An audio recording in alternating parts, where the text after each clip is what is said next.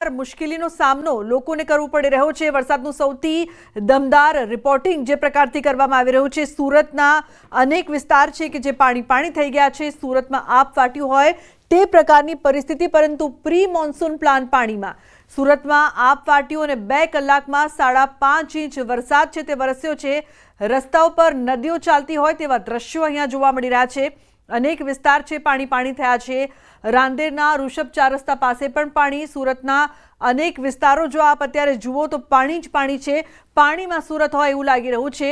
ચોકસીવાડી વિસ્તારમાં પણ ઘૂંટણસમા પાણીની વચ્ચે પોશ વિસ્તારની જે સોસાયટીઓ છે ત્યાં પણ પાણી ભરાયા છે અને ઘર વખરીને પણ નુકસાન થઈ રહ્યું છે। આ સ્માર્ટ સિટી ભલે આપણે સુરતને કહેતા હોઈએ, પરંતુ સુરતના હાલ બેહાલ છે અને સુરતની જે સુરત છે તે ચોમાસાએ કયા પ્રકારથી બદલી નાખી છે અને પ્રી મોન્સૂનની કામગીરી કેવી રીતે કાગળ પર છે તે જોવા મળી રહી છે।